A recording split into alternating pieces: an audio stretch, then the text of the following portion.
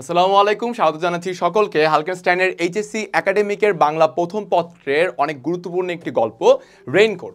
আচ্ছা, আমরা যারা মুক্তিযুদ্ধ বিষয়ক সম্পর্কে আলোচনা রাগ করেছি বা কিছু জ্ঞান আমাদের আছে, একটু আমরা ইতিহাসটা জানি, তাদের জন্য এই গল্পটা কিন্তু খুবই সহজ হবে জানা এবং পড়াটা।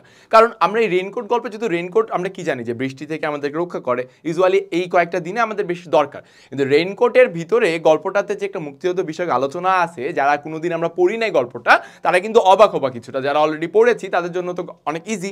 তো চলো, আজকে যারা পড়েনি তাদেরকে গল্পটা কতটা সুন্দর করে বোঝানো যায় আজকে আমরা সেটা দেখব। আমি তোমাদের সাথে আছি নাজমুল করিম অর্ণ, পড়াশোনা করছি ইসলামী বিশ্ববিদ্যালয় আইন বিভাগে।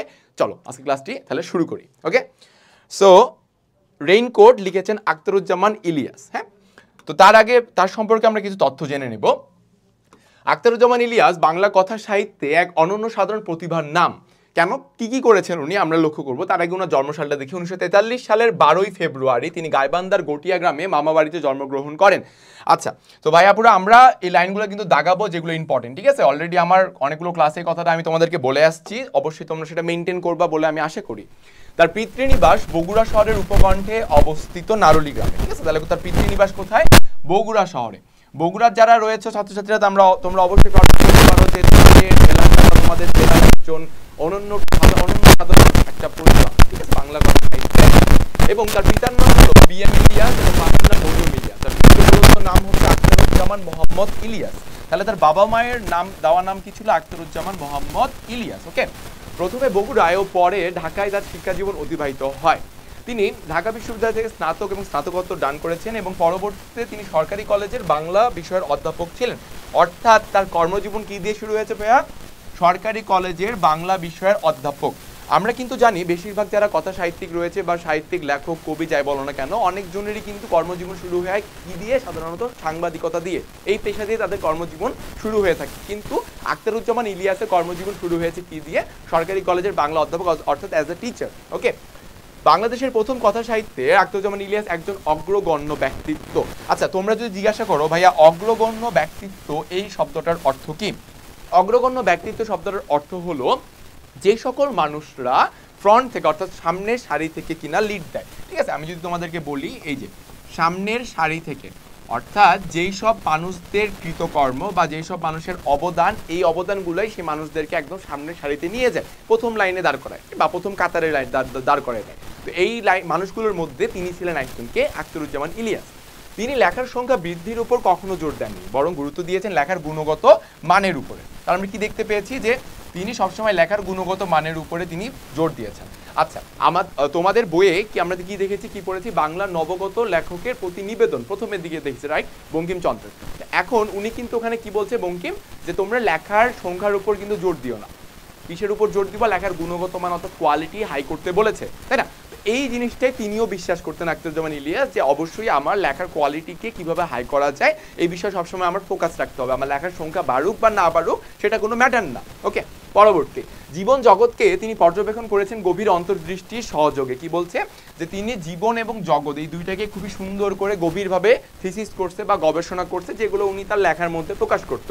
দেশের ইতিহাস, ঐতিহ্য, সংস্কৃতি, রাজনীতি, অর্থনীতি, দারিদ্র্য, শোষণ কিংবা বঞ্চনা প্রভৃতি বিষয়কে করেছেন সাহিত্যের অন্তর্ভুক্ত। দেখেছো? অর্থাৎ উনি মানুষের জীবন, মানুষের যে দৈনন্দিন জীবন ব্যবস্থা বা সমাজ ব্যবস্থা, রাষ্ট্র ব্যবস্থা, সরকার ব্যবস্থা, ইতিহাস, ঐতিহ্য সকল কিছুকে উনার লেখনীর মধ্যে নিয়ে এসেছেন। পরবর্তী দেখছি আমরা মানুষের জীবনকে সামগ্রিকভাবে অনুধাবন করতে চেয়েছেন এই সব কিছুর পরিপ্রেক্ষিতে মানুষের পরম সূক্ষ্ম মনস্তাত্ত্বিক প্রান্তসমূহ উন্মোচনও তার গভীর দক্ষতা রয়েছে। দেখো লাইনটা কিন্তু খুবই সুন্দর। মানুষের পরম সূক্ষ্ম মনস্তাত্ত্বিক প্রান্তসমূহ উন্মোচনও তার রয়েছে গভীর দক্ষতা। অর্থাৎ একজন সাইকোলজির কথা যদি আমরা বলি, মনোবিজ্ঞানী কিন্তু বলে দেয়, হ্যাঁ, তোমার চেহারা দেখে তুমি যে এক্সট্রোভার্ট নাকি তুমি ইন্ট্রোভার্ট। সো এরকম দক্ষতা বা এরকম জ্ঞান কিন্তু এই লেখকের মধ্যে ছিলেন, এবং এই লেখক কিন্তু তাই করতে পারতেন, তোমাকে আমাকে দেখি স্পষ্ট করে বলে দিতে পারবেন যে তুমি কেমন, এক্সট্রোভার্ট নাকি ইন্ট্রোভার্ট, বা তোমার মনের ভিতর কি চলছে বা তুমি কি ভাবছো, ঠিক আছে? সকল কিছু উনি বলে দেওয়ার একটা ওনার দক্ষতা ছিল। ওকে, তার 5টি ছোট গল্প গ্রন্থে সংকলিত রয়েছে 28টি গল্প। কি বলেছে দেখো, তার 5টি ছোট গল্প। আমরা কিন্তু ইতিমধ্যে জানি যে উনি কোনো সময় লেখার সংখ্যার উপর গুরুত্ব দিতেন না, উনি কিসের উপর গুরুত্ব দিতেন ভাইয়া? গুণগত মানের উপরে। এই কারণে উনার সংখ্যাটা কিছুটা কম। এছাড়াও রয়েছে 2টি উপন্যাস, এছাড়াও কি রয়েছে? 2টি উপন্যাস রয়েছে এবং একটি প্রবন্ধ গ্রন্থ রয়েছে, আমরা সেটা দেখতে পাচ্ছি।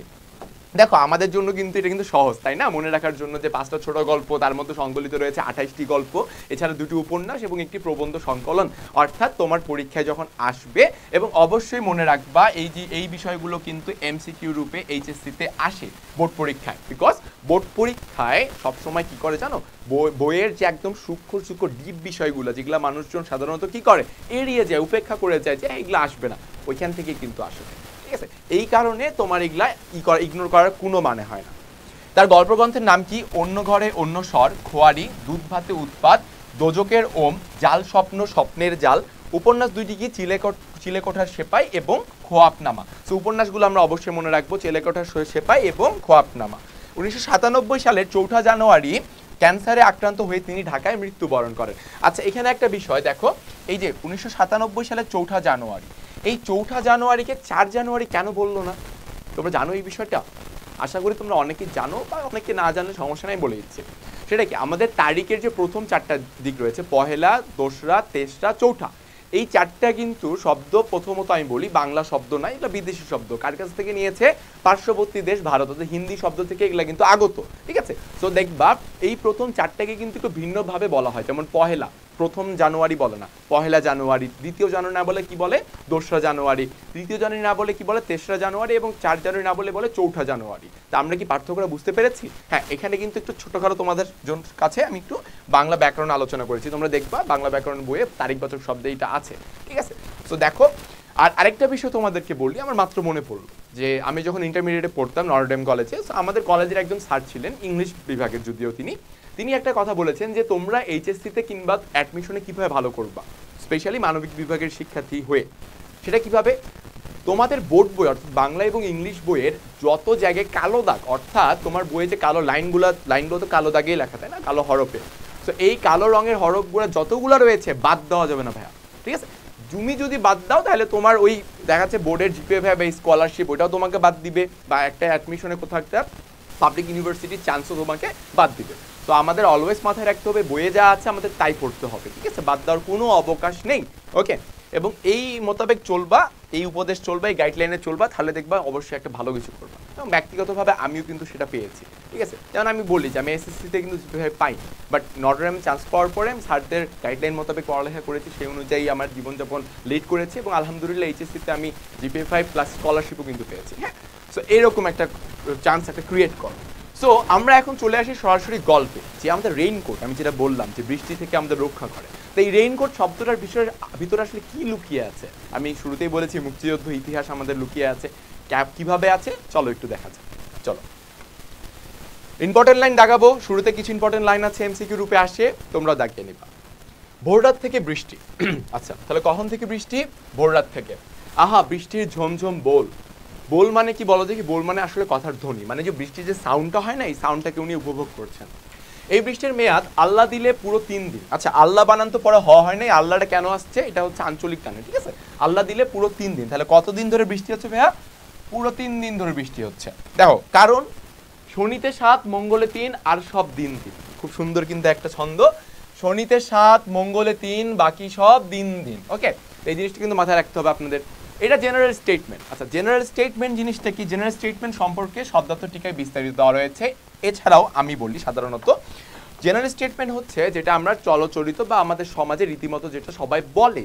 জেনারেল মানে সাধারণত, স্টেটমেন্ট মানে বিবৃতি, অর্থাৎ সাধারণ বিবৃতি, মুখে মুখে যেমন যে বলে। যেমন ফর এক্সাম্পল, ইটটি মারিলে পাটকেলটি খেতে হয়, রাইট? টিট ফর ট্যাট, বা লোভে বা পাবে মৃত্যু, এই যে এগুলো জেনারেল স্টেটমেন্টের একটা উদাহরণ। ঠিক আছে, স্পেসিফিক ক্লাসিফিকেশনও আছে। যেমন মঙ্গলে ভররাতে হইল শুরু, 3 দিন মেঘের গুরু গুরু। কি বলছে? মঙ্গলে শুরু হয়েছে বৃষ্টি, 3 দিন মেঘের গুরু গুরু। তারপর বুধের সকালে নামলো জল, বিকালে মেঘ কয় এবার চল, বৃহস্পতি শুক্র কিছু বাদ নাই। কিন্তু এখন ভুলে গেছে, মানে যে ক্লাসিফিকেশনটা যেটা রয়েছে এটা ভুলে গেছে। কেন? যেটুকু মনে আছে, পুরো বেড কভারের নিচে গুটি সুটি মেরে শুয়ে এক পশলা ঘুম নেওয়ার জন্য তাই যথেষ্ট। দেখো কি বলছে, ঘুমিয়ে নেওয়ার জন্য যথেষ্ট। অর্থাৎ বৃষ্টির দিনে কিন্তু আমাদের ঘুমানোর জন্য আমি বলবো খুব পারফেক্ট একটা টাইম, রাইট? এবং আমাদের সবচেয়ে প্যারা হয় কখন জানো? পরীক্ষার টাইমে যখন বৃষ্টি যদি হয়, মন চায় না বিছানা ছেড়ে উঠি, তাই না? একটা সাধারণ একটা হালকা একটা উষ্ণতা আমাদের মধ্যে আসে, একটা উষ্ণতা ছড়িয়ে যায় পুরো শরীরে, এবং সেই উষ্ণতার শিহরণে কি আমাদের আরও ঘুমাতে মন চায়। তো এইরকম একটা বিবরণ আমরা দেখতে পাচ্ছি। অন্তত 3 দিন ফুটপাত বন্ধ। আচ্ছা 3 দিন ফুটপাত কেন বন্ধ হয়েছে বলছে, যারা ঢাকার তোমরা বাসিন্দা রয়েছো কিংবা ঢাকায় যারা তোমরা আছো পড়ালেখার উদ্দেশ্যে বা যে কোনো উদ্দেশ্যে, তোমরা তারা জানো যে যখন বৃষ্টি হয় ঢাকায় সাধারণত ফুটপাতে প্রচুর পানি জমে যায় এবং পানি জমে যাওয়ার কারণে রাস্তাঘাটে চলাচল করতে খুবই সমস্যা। এই জন্য বলেছে অন্তত 3 দিন ফুটপাত বন্ধ থাকবে। তাহলে কয়দিন ফুটপাত বন্ধ থাকবে ভাইয়া? পুরো 3 দিন, দাগান। ওকে, পরবর্তী, বাদলায় বন্দুক বারুদ কি একটু জিরিয়ে নেবে না? এই যে দেখো আমাদের গল্পে কিন্তু ঢোকা শুরু হয়েছে। বন্দুক বারুদ কই থেকে আসলো ভাই? দেখো সামনে দেখি, এই কটা দিন নিশ্চিন্তে আরাম করো। তার হলো কই ম্যান প্রপোজেস। ম্যান প্রপোজেস মানে কি? মানুষের জীবন তার থেমে থাকে না, মানুষের জীবন এগিয়ে যায়। হ্যাঁ, এমন চমৎকার বাদলার সকালে দরজায় প্রবল করা নাড়া শেষ হেমন্তের শীত শীত পর্দা ছিঁড়ে ফালা ফালা করে ফেললো। কি বলছে? যে শেষ হেমন্ত, অর্থাৎ যেমন বর্তমানে যদি আমি বলি হালকা হালকা শীতের কিন্তু একটা আবেশ বা একটা আমেজ আসে, ঠিক আছে, অর্থাৎ শীতের একটা কি হাওয়া আসতেছে, এটা কিন্তু বুঝাইছে। সব ভেস্তে দিল। মিলিটারি আস্তার ঘরে। দেখো মিলিটারি মানে কারা? মিলিটারি মানে হলো পাকিস্তান হানাদার বাহিনীরা। এই কথাটা এখানে বলছে যে মিলিটারি আস্তার ঘরে। আল্লাহ গো আল্লাহুম্মা আনতা সুবহানাকা ইন্নী কুনতু মিনাজ জালিমিন। আমরা তো জানি নাকি যে বিপদের সময় এই কি করে, এই দোয়াটা পড়ে, আল্লাহুম্মা ইন্নী আনতা সুবহানাকা ইন্নী কুনতু মিনাজ জালিমিন। ঠিক আছে, আচ্ছা হোয়াটএভার, বিপদের সময় উল্টা পাল্টা পড়লো আল্লাহ স্বীকার করে নেবে। পড়তে পড়তে সে দরজার দিকে এগোয়। এই কয়েক মাসে কত সূরাই সে মুখস্থ করেছে। রাস্তায় বেরুলে 5 কালেমা সব সময় রেডি রাখে ঠোঁটের উপর, কারণ আমরা তো যারা ইসলাম বিশ্বাসী, হ্যাঁ, তারা আমরা জানি যে বিপদের সময় বিভিন্ন দোয়া রয়েছে। এই দোয়াগুলো যদি আমরা পড়ি তাহলে আমরা বিপদ থেকে আল্লাহ তাআলা আমাদেরকে কি করবেন? বাঁচিয়ে দিবেন। ওকে, তবু একটা না একটা ভুল হয়েই যায়। দোয়া মনে হলো ঠিকই, কিন্তু টুপিটা মাথায় দিতে ভুলে গেল। যে টুপি পরে যে যাবে দরজা খুলতে, এটা মাথায় তার ছিল না। কেন? প্যানিকে, ঠিক আছে, চিন্তায়।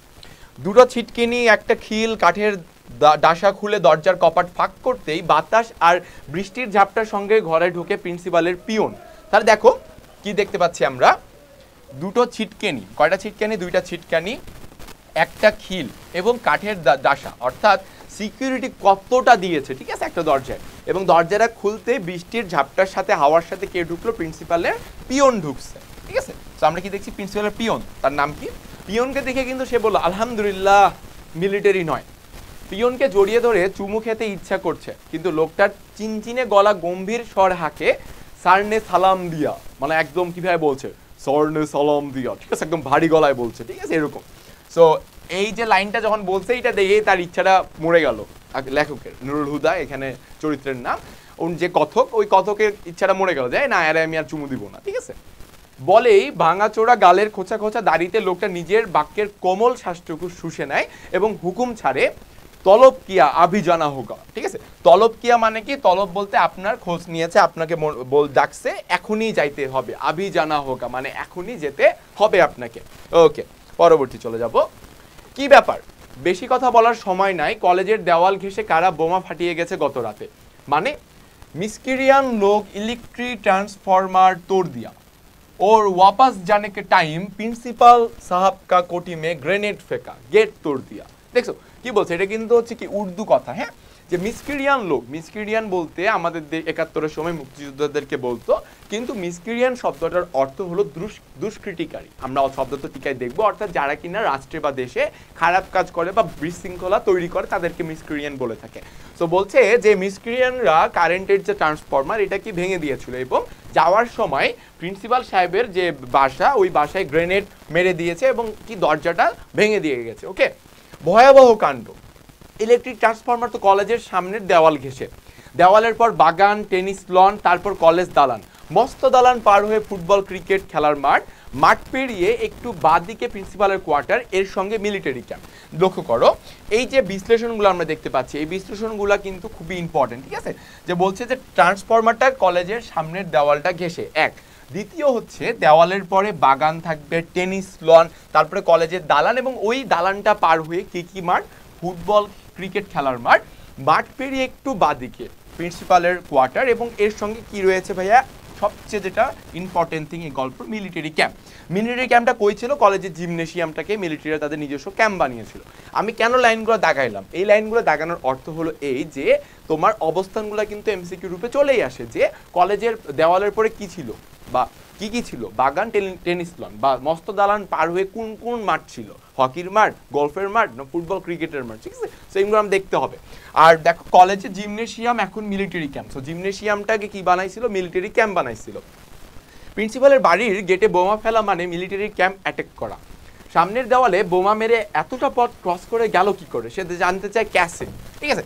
কতক জিজ্ঞাসা করলো ক্যাসে মানে কেমনে, কিভাবে? প্রিন্সিপালের পিয়ন জানবে কি করে? ও আপ কহ সকতে হ্যায়, বলছে যে ওটা তো আপনি বলতে পারবেন, আমরা কিভাবে বলতে পারবো, এই কথাটা কিন্তু বলছে, ঠিক আছে? পরবর্তী মানে সেই বা বলবে কি করে? পিয়ন কি তাকে মিস্ট্রিয়ানদের লোক ভাবে নাকি? বলছে পিয়ন কি তাকে কি মুক্তিযোদ্ধাদের মানুষ কি ভাবে নাকি, ঠিক আছে? তার মাথাটা আপনা আপনি নিচু হলে মুখ দিয়ে পানির মতো গড়িয়ে পড়ে। ইসাক মিয়া ব্যাঠিয়ে চাটা খাইয়ে, কি বলছে যে আপনি বসেন। তাহলে আমরা দেখতে পেলাম পিয়নের নাম কি ভাইয়া? পিয়নের নাম হচ্ছে ইসাক মিয়া, ঠিক আছে? সো পিয়নের নাম হচ্ছে ইসাক মিয়া। চাটা খেয়ে বলছে, চায়ের অফার করলো তাকে। আমার এই 5-7 মিনিট লাগে, বলছে কি আমার 5-7 মিনিট লাগবে রেডি হইতে। দেখো পিয়নের একটা দেখো পার্ট, আমরা কি জানি সরকারি অফিসে কিন্তু বসের চাইতে পিয়ন যে থাকে, কেরানি যদি বললি বা ক্লার্ক যাই বলো না কেন, তাদের কিন্তু একটু গরমটা বেশি থাকে, তাই না? তার মতবাদ কি দেখো, নেই ডিরেক্ট বলে দিস নেই, যে আমি না। নাস্তার আমন্ত্রণ ফিরিয়ে দিয়ে ইসাক বলে আব্দুস সাত্তার মৃধা কা ঘর জানা হোগা। কি বলছে? যে আব্দুস সাত্তার মৃধা কা ঘর জানা হোগা। আরেকজন প্রফেসরের কথা বলছে, আপ আভি আইয়ে এক কর্নেল সাহাব পৌঁছ গিয়া, সব প্রফেসর কো ইত্তলা দিয়া ফরান আইয়ে। দেখো কি বলছে যে একজন কর্নেল ওই কলেজে গিয়েছে, ওই কর্নেল সব প্রফেসরদেরকে ডাক দিয়েছে, তলব করছে যে সব প্রফেসরদেরকে সাথে মিটিং করবে। কর্নেলের নেতৃত্বে মিলিটারির হাতে কলেজটা এবং তাকেও ন্যস্ত করে ইসাক বেরিয়ে যায়। রাস্তায় ঘর ঘর করতে থাকা বেবি ট্যাক্সির গর্জন তুলে সে রওনা হলো জিওগ্রাফির প্রফেসরের বাড়ির দিকে। তাহলে আব্দুল সাত্তার কোন ডিপার্টমেন্টের প্রফেসর ছিল? জিওগ্রাফি, ঠিক আছে? আমরা কিন্তু পেয়ে গেলাম, দাগায় রাখবো, ওকে?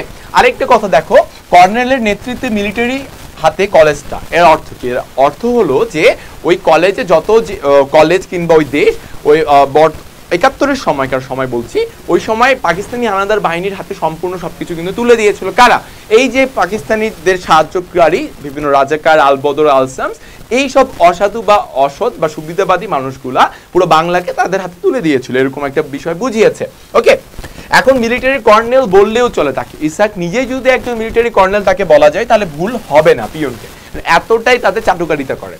তবে ভোরবেলা কলেজের ভেতরে কর্নেল খোঁজ চলে আসায় সে হয়তো ডেমোটেড হয়ে গিয়েছে লেফটেন্যান্ট কর্নেলে। দেখছো কি বলছে? যে কর্নেল যেহেতু নিজেই চলে আসছে কলেজে, তাহলে তার একটু ডিমোশন হয়েছে। ডিমোশন হয়েছে কি? যে লেফটেন্যান্ট কর্নেলে আসছে, আরো নিচে নামতে পারে, তবে ক্যাপ্টেনের এদিকে ঠেলা তাকে মুশকিল। মানে মস্কারি করছে যে তার ডিমোশনটা র্যাঙ্কটাকে ক্যাপ্টেনের নিচে আসবে না, ক্যাপ্টেন পর্যন্ত তার সীমিত থাকবে। মিলিটারির প্রাদুর্ভাবের পর থেকে তাকে দেখে কলেজের সবাই তথস্থ। দেখছো কি বলছে? যে যখন কলেজে মিলিটারিদের একটা যে ক্যাম্প তৈরি হয় বা একটা ক্ষমতা প্রভাব চলে আসে, তখন থেকে সবাই তাকে দেখে তথস্থ। কি? এপ্রিলের শুরু থেকে সে বাংলা বলা ছেড়েছে। কি বলছে? যে এপ্রিল মাসের শুরু থেকে, এপ্রিলের শুরু থেকে সে বাংলা বলা ছেড়েছে। কোন কালে দাদা না পরদাদা, ভাইরার মামু না কে যেন দিল্লিওয়ালা কোন সাহেবের খাস খানসামা ছিল, সেই সুবাদে দিনরাত এখন উর্দু বলে। অর্থাৎ সে বলতো যে আমার বংশে কোনো না কোনো মানুষ দিল্লির কোন সাহেবের খাস খানসামা ছিল, অর্থাৎ খাস একটা ব্যক্তি ছিল বা তার দিল্লির লোকের হয়ে কাজ করত, যেই সূত্রে এই ইসাক মিয়া বা পিয়নটা বর্তমানে কি করছে? অনর্গল উর্দু বলে যাচ্ছে। বাংলা বলা সে ছেড়েছে এপ্রিলের শুরুতে, ওকে? যেতেই হবে প্রশ্ন করছে। কে প্রশ্ন করছে? অসময়ের বৃষ্টিতে ভিজে তোমার হাঁপানির টানটা আবার। দেখো কি বলছে? তাহলে হাঁপানি কার আছে? হাঁপানি রয়েছে সেই কথকে নুরুল হুদার। বইয়ের এইসব সোয়াগের কথা শুনলে কি তা চলবে? কি বলছে দেখো, প্রত্যেকবারই কিন্তু প্রত্যেকটা পুরুষ মানুষের ক্যারিয়ারে সবাই বলে না যে behind every successful man there is a women. আমি মনে করি উইমেনটা হওয়া উচিত তার মা, তার বউ না। কেন জানো? দেখো এই যে বউ কিন্তু তাকে বলছে তোমাকে যেতেই হবে, তোমার হাঁপানির ডাকটা যদি আবার উঠে যায়। তো বউয়ের এই কথাগুলো শুনলে কি তার চলবে? বউ কি প্রিন্সিপালের ধমকের ভাগ নেবে? অর্থাৎ তার কাজে বাধা দিচ্ছিল। এর উপর কলেজে কর্নেল এসেছে, কপালে আজ কি আছে আল্লাহই জানে। ফায়ারিং স্কোয়াডে যদি দাঁড় করিয়েই দেয় তো কর্নেল সাহেবের হাতে পায়ে ধরে ঠিক কপালে গুলি করার হুকুম জারি করানো যায় না? প্রিন্সিপাল কি তার জন্য কর্নেলের কাছে এই তদবিরটুকু করবে না? পাকিস্তানের জন্য প্রিন্সিপাল দিনরাত দোয়া দুরুদ পড়ছে। দেখো প্রিন্সিপালের ভূমিকা একটু ঠেলে দিয়েছে। সেটা কি? কে রাত দিন দোয়া দুরুদ করে? প্রিন্সিপাল। লাইনটা দাগিয়ে নিবা। পাকিস্তানের জন্য প্রিন্সিপাল দিনরাত দোয়া দুরুদ পড়ছে। কেন? সময় নাই, অসময় নাই, আল্লাহর দরবারে কান্নাকাটি করে এবং সময় করে কলিগদের গালাগালিও করে। এপ্রিল মাসের মাঝামাঝি প্রিন্সিপাল মিলিটারির বড় কর্তাদের কাছে সবিনিময়ে নিবেদন করেছিল, পাকিস্তান যদি বাঁচাতে হয় তো সব স্কুল কলেজ থেকে প্রথমে কার দিকে কামান তাক করতে বলেছে? শহীদ মিনারের দিকে। তাহলে সময়টা কোনটা ভাইয়া? এপ্রিল মাসের মাঝামাঝি সময়, ঠিক আছে? এপ্রিল মাসের মাঝামাঝিতে প্রিন্সিপাল সবিনিময়ে ঊর্ধ্ব কর্মকর্তাদের কাছে গিয়ে বলে, পাকিস্তান যদি রক্ষা করতে চাও বা পাকিস্তানকে যদি রাখতে চাও এই বাংলায়, তবে স্কুল কলেজে ঢুকে সবার প্রথমে শহীদ মিনার হটাও। ঠিক আছে, এগুলো হলো পাকিস্তানের শরীরের কাটা। তাহলে পাকিস্তানের শরীরের কাটা কোনগুলো? শহীদ মিনার। ঠিক আছে, মানে কতটা মানে হচ্ছে অসাধু লোক, কতটা মনে করো যে কি বলবো নেগেটিভ পার্সন। আমার আরেকটু কিছু বলার ইচ্ছা ছিল কিন্তু বলছি না। পাকিস্তানের পাক সাপ শরীরটাকে নীরব করতে হলে এসব কাটা ওপরাতে হবে। কি বলতে? পাকিস্তানের যে পবিত্র শরীর, এই শরীরটাকে যদি আরো আমি নীরব করতে চাই, কোনো রোগ বালাই যদি না রাখতে, তাহলে হচ্ছে আমার কাটাগুলো সরাইতে হবে। এক, তা মিলিটারি ডক্টর আফাজ আহমেদের পরামর্শ শুনেছে। তাহলে আমি কি বলছি দেখো, মিলিটারি প্রিন্সিপালের নাম কি? ডক্টর আফাজ আহমেদ। তার পরামর্শ শুনেছে, গ্রামে গঞ্জে যেখানেই গেছে এক প্রথমে কামান তাক করেছে কার দিকে? শহীদ মিনারের দিকে। ওকে, দেশে একটা কলেজে শহীদ মিনার আর অক্ষত নাই। তার প্রিন্সিপাল তাদের এত বড় একটা পরামর্শ দিল, আর সামান্য এক লেকচারারকে গুলি করার সময় শরীরের আলতু ফালতু জায়গা বাদ দিয়ে কপালটা টার্গেট করার অনুরোধটা তার মানবে না? মানে কথক বলছে এখানে নুরুল হুদা যে অন্যান্য যে আমার শরীরের স্থান ওগুলা বাদ দিয়ে ডাইরেক্ট যদি কপালে আমার ফায়ার করে, আমি একবারই মরে যাব, তো শেষ আমার পেইনটা। এটা করতে পারবে না। আচ্ছা দেখো, নুরুল হুদার কিন্তু আমরা ডেজিগনেশন পেয়েছি ভাইয়া, পদবী কি? নুরুল হুদার লেকচারার। ওকে, রসায়ন বিভাগে কেমিস্ট্রি লেকচারার ছিল, আমরা একটু দেখবো আর একটু পরে।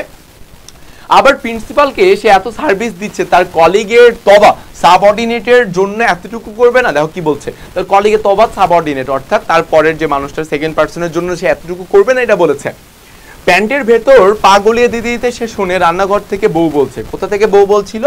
রান্নাঘর থেকে। তাহলে বউয়ের অবস্থান রান্নাঘরে ছিল। ওকে, তাড়াতাড়ি চলে এসো, বৃষ্টি শুরু হওয়ার আগে মিরপুর ব্রিজের দিকে থেকে গুলির আওয়াজ আসছিল। কখন কি হয়? আচ্ছা দেখো, ইম্পর্টেন্ট একটা এমসিকিউ কিন্তু। তাহলে কোথা থেকে গুলির আওয়াজ আসছিল? মিরপুর ব্রিজের দিক থেকে গুলির আওয়াজ আসছিল, জানি না কখন কি হয়। এসব কথা এখন বলার দরকারটা কি? রেডিও টেলিভিশনে হরদম বলে চলছে সিচুয়েশন নরমাল, পরিস্থিতি স্বাভাবিক, দুশ্মনকে সম্পূর্ণ কবজা করা গেছে, মিসক্রিয়েন্টরা সব খতম, প্রেসিডেন্ট দেশে গণতন্ত্র ফিরিয়ে দিতে বদ্ধপরিকর।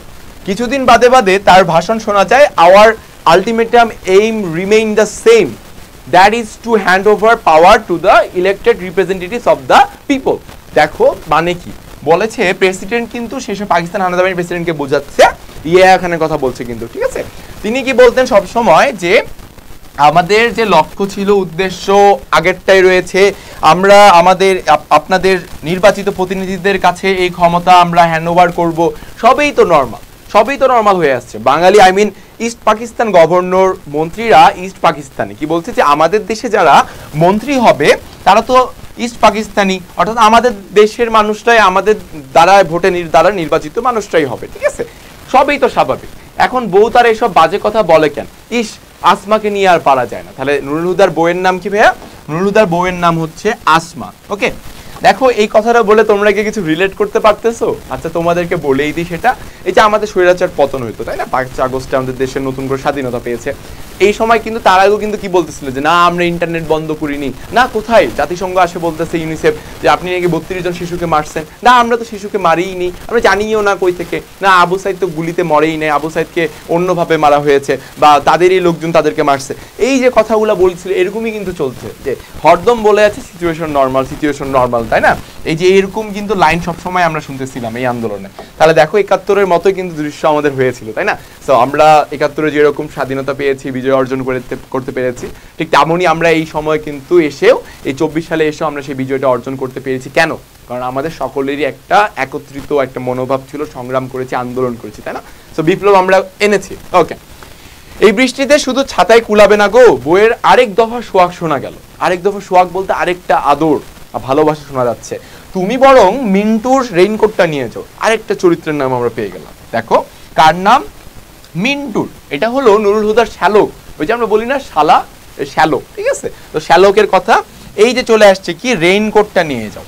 এই যে গল্পের টপিকটা শুরুতে চলে আসে, রেইনকোটটা নিয়ে যাও। পরবর্তী দেখি আমরা, আবার মিন্টু, বউয়ের এই ভাইটার জন্যই তাকে এক্সট্রা তথস্থ হয়ে থাকতে হয় বাড়ি থেকে। হ্যাঁ হ্যাঁ, তার মগবাজারের 2 কামরার ফ্ল্যাট থেকেই তো মিন্টু চলে গেল জুন মাসে, জুনের 23 তারিখে। তাহলে কবে গেছে, কই থেকে? মগবাজারের 2 রুমের কামরার যে ফ্ল্যাট, সেই ফ্ল্যাট থেকে মিন্টু চলে যায় জুন মাসে কত তারিখে? জুনের 23 তারিখে। ওকে, মাথায় থাকবে, এগুলো কিন্তু খুবই খুবই ইম্পর্টেন্ট, দাঁড়ায় রাখবে সবাই। জুলাইয়ের 1 তারিখে অর্থাৎ জুলাইয়ের 1 তারিখে সে বাড়ি শিফট করলো। বলা যায় না ওখানে যদি কেউ কিছু আজ করে থাকে। ও চলে যাবার 3 দিন পরেই পাশের ফ্ল্যাটের গোলগাল মুখের মহিলা তার বউকে জিজ্ঞেস করছিল, ভাবি আপনার ভাইকে দেখছি না। ব্যাস এই শুনেই সে বাড়ি বদলবার জন্য লেগে গেল হন্য হয়ে। কি বলছে দেখো, তার ভাই যখন চলে যায় জুলাইয়ের 1 তারিখ অর্থাৎ 1 তারিখে সে বাড়ি শিফট করছে। কোন মাসের ভাইয়া? জুলাই মাসের। ঠিক আছে, জুন মাসে তার শ্যালক চলে গেল, সো জুলাই মাসে সে বাড়ি চেঞ্জ করলো 1 তারিখে। এবং তার ভাই যাওয়ার 3 দিন পরেই পাশের বাসার যে গোলগাল যে মহিলাটা, সেই মহিলাটা জিজ্ঞাসা করলো কি যে আপনার ভাইকে তো দেখছি না। শোনার পর তার আবার কি একদম পুরো বিজি হয়ে গেল যে আবার আমি বাড়ি চেঞ্জ করবো। ওকে, মিলিটারি লাগার পর থেকে এই নিয়ে 4 বার বাড়ি পাল্টানো হলো। তাহলে কতবার বাড়ি পাল্টাইছে এই পর্যন্ত? নুরুল হুদা 4 বার বাড়ি পাল্টাইছে। ঠিক আছে, খুবই একটা সহজ কথা, তাই না? মোটেই না ভাইয়া, এটা কিন্তু একটা প্যানিকের কথা। ওকে, এখানে আসার পর নিচের তলার ভদ্রলোক একদিন বলছিল, আমার ভাইটাকে আর ঢাকায় রাখলাম না, যে গোলমাল বাড়ি পাঠিয়ে দিই। শুনে বুকটা তার ঢিপ ঢিপ করছিল। এবার যদি তার শালার প্রসঙ্গ তোলে, অর্থাৎ মিন্টুর প্রসঙ্গ তোলে, নিরাপত্তার জন্যই সে এখানে এসেছে, কলেজ থেকে দূরে, আত্মীয় স্বজন থেকে দূরে, শহর থেকেও দূরেই বলা যায়। ভেবেছিল নতুন এলাকা, পূর্ব দিকে অর্থাৎ পূর্ব দিকে জানালা ধরে দাঁড়ালে চোখে পড়ে বিল আর ধান ক্ষেত। তা কি বিপদ, এদিকে নাকি নৌকা করে চলে আসি স্টেন গানওয়ালা ছোকরার দল। দেখো কি বলেছে, যে পূর্ব দিকে জানালাটা খুললে সে কি দেখতে পায়? ধান ক্ষেত আর বিল। কিন্তু ওই জানালা দিয়ে নৌকা থেকে চলে আসি স্টেন গানওয়ালা ছোকরার দল, অর্থাৎ মিসক্রিয়েন্ট মুক্তিযোদ্ধাদের কথা বলছে। ঠিক আছে, বাংলার দামাল ছেলেদের কথা বলেছে এখানে। এদিককার মানুষ চোখে খালি নৌকা দেখে, নৌকা ভরা অস্ত্র। এর উপর বউ যদি মিন্টুর কথা তোলে তো অস্ত্র ঢুকে পড়ে তার ঘরের মধ্যিখানে। অর্থাৎ কি বলছে, অস্ত্র ঢুকে পড়ে তার ঘরের মধ্যিখানে। তার মানে কি যে একটা AK-47 বা একটা রাইফেল নিজে নিজে হাঁটে হাঁটে আসে না ভাইয়া, এর অর্থ হলো যে তার শালা মিন্টু যে কিনা মুক্তিযোদ্ধা, সেই হয়তো চলে আসে তার বাড়ির ভিতরে, এই ভয়টা সে কাজ করে। ওকে, পরবর্তী দেখি আমরা। মিন্টু যে কোথায় গেছে তা সেও জানে, তার বউও জানে। কিসিঞ্জার সাহেব বলেছে এইসব হলো পাকিস্তানদের ইন্টারনাল অ্যাফেয়ার। মানুষ মেরে সাফ করে দেয়, বাড়ি ঘর গ্রাম বাজার হাট জ্বালিয়ে দিচ্ছে, কারো কোনো মাথা ব্যথা নেই। এসব হলো ইন্টারনাল অ্যাফেয়ার, অর্থাৎ তাদের নিজস্ব যে একটা ব্যবস্থা রয়েছে এইটাই। ঠিক আছে, সেটা কে বলেছিল? এই কথাটা বলেছিল কিসিঞ্জার সাহেব। ঠিক আছে, দাগায় রাখবো আমরা। পরবর্তী যাই আমরা। না না, ও এ ধরনের ভাবনা ধারে কাছে ঘেঁচতে দেওয়াটাও ঠিক নয়। নিচের ফ্ল্যাটে থাকে ওয়েল্ডিং ওয়ার্কশপের মালিক, তার শ্বশুর নিশ্চয়ই সর্দার গোছের রাজাকার। কেন? সপ্তাহে 2 থেকে 3 দিন মেয়ের বাড়িতে রেফ্রিজারেটর, টেপ রেকর্ডার, দামি দামি শাড়ি, দামি দামি সোফা সেট, ফ্যান, খাট পালক সব চালান পাঠায়। দেখো কি বলছে, নিচের ফ্ল্যাটে কে থাকে? নিচের ফ্ল্যাটে থাকে ওয়েল্ডিং ওয়ার্কশপের মালিক। ওয়েল্ডিং ওয়ার্কশপের মালিক থাকে, তার শ্বশুর কি করে? তার শ্বশুর হচ্ছে নিশ্চয়ই সর্দার গোছের রাজাকার। অর্থাৎ কি বলছে, তার শ্বশুরকে রাজাকার রূপে এখানে কথক বলেছে। কি কারণে? কারণ সপ্তাহে 2 থেকে 3 দিন সে তার মেয়ের বাড়িতে কি কি পাঠায়? এই যে রেফ্রিজারেটর পাঠায়, টেপ রেকর্ডার পাঠায়, দামি দামি সোফা সেট পাঠায়, এবং অনেক কিছু পাঠায় এই দুর্ভিক্ষের সময়। তো সে আন্দাজি করছে যে এই দুর্ভিক্ষের সময় এত কিছু দিতে, তার মানে সে নিশ্চয়ই রাজাকার। ওকে, পরবর্তীতে আমরা চলে যাব। দেখি তো ফিট করে কিনা। আসমা এগিয়ে এসে তার গায়ে রেইনকোট চড়িয়ে দিতে দিতে বলে, মিন্টু তো আমার অনেক লম্বা, তোমার গায়ে হবে তো? দেখো ফের। মিন্টুর দৈর্ঘ্যের তুলনা করে তার সঙ্গে। ঠিক আছে, তাহলে কে লম্বা ভাইয়া? মিন্টু। ঠিক আছে, আমরা লক্ষ্য করি মিন্টু লম্বা, অর্থাৎ কথক হচ্ছে মিন্টুর চাইতে হাইটে একটু শর্ট। ওকে, এই ভাইকে নিয়ে এরকম বাড়াবাড়ি করাটা কি আসমার ঠিক হচ্ছে? মানে যেই ভাইয়ের জন্য এত নুরুদার মতো শান্তশিষ্ট একজন মানুষকে এত ভোগান্তি ভোগাইতে হচ্ছে, তো এই ভোগান্তি ভোগানোর পরে সে বলছে যে এই ভাইটাকে নিয়ে এত কি বাড়াবাড়ি করা তার আদৌ ঠিক হচ্ছে? এই জিনিসটা বলছে। ওকে, ভালোই হলো তোমার গোড়ালি পর্যন্ত ঢাকা পড়েছে, পায়েও বৃষ্টি লাগবে না। এখানেই আসমার শেষ নয়। রেইনকোটের সঙ্গেকার টুপি এনে চড়িয়ে দেয় তার মাথায়। আব্বু ছোট মামা হয়েছে, আব্বু ছোট মামা হয়েছে। দেখো কি বলছে, আব্বু ছোট মামা হয়েছে, আব্বু ছোট মামা হয়েছে। 2.5 বছরের মেয়ের সদ্য ঘুম ভাঙা গলায় ভাঙা ভাঙা বুলি শুনে সে চমকে উঠে। মিন্টুকে ঢুকে পড়লো অস্ত্র শস্ত্র হাতে। এর মানে পিছে পিছে ঢুকেছে মিলিটারি। তার মানে না, দরজা ছিটকে নিয়েও খিল সব বন্ধ।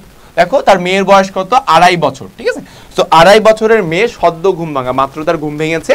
এই মেয়ের ওই ঘুম ভাঙা গলার যে আওয়াজ, এই আওয়াজে যখন শুনলো যে আব্বু ছোট মামাও হয়েছে, ছোট মামাও হয়েছে, এই লাইনটা শুনে সে আতঙ্কিত হয়েছে, একদম প্যানিকে বসে আছে। এই আল্লাহ, তার মানে কি হচ্ছে তার পিছন পিছন কি মিন্টু চলে আসছে বাসায়, তার মানে কি মিন্টুর পিছন পিছনে কি চলে আসছে, মিলিটারি চলে আসছে, এই একটা প্যানিকে পড়ছে। ঠিক আছে, তো দেখি তাকে কি মিন্টুর মতো দেখাচ্ছে, মিলিটারি আবার ভুল করে বসবে না তো। এর মধ্যে তার 5 বছরের ছেলেটা গভীর চোখে তাকে পর্যবেক্ষণ করে রায় দেয় আব্বুকে ছোট মামার মতো দেখাচ্ছে। আব্বু তাহলে মুক্তিবাহিনী, তাই না? দেখো তার ছেলেটা কত বছরের, তার ছেলেটা হলো 5 বছরের ছেলে।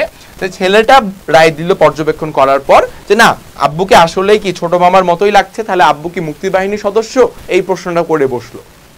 পরবর্তী, এ তো ভাবনার কথা। ড্রেসিং টেবিলের সামনে দাঁড়িয়ে নিজের নতুন রূপে সে ভেবাচাকা খায়। সে ড্রেসিং টেবিলে আয়নায় যে দাঁড়ায় দেখলো নিজেকে, দেখানোর পরে সে একটু নিজেই চমকে গেল। না, খামাখা ভয় পাচ্ছে, বৃষ্টির দিনে রেইনকোট গায়ে দেওয়ার অপরাধ হবে কেন? মিলিটারি কি আর বিবেচনা বোধ নেই?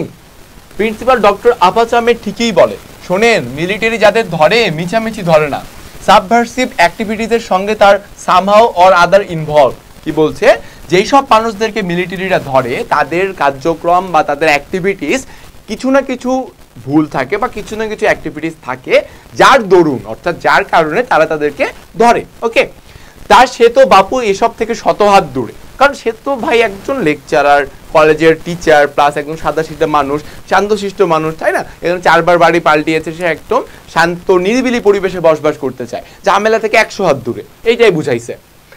শালা তার বর্ডার ক্রস করলো, ফিরে এসে দেশের ভেতরে দমাদম মিলিটারি মারে, তাতে আর দুলাভাইয়ের দোষটা কোথায়?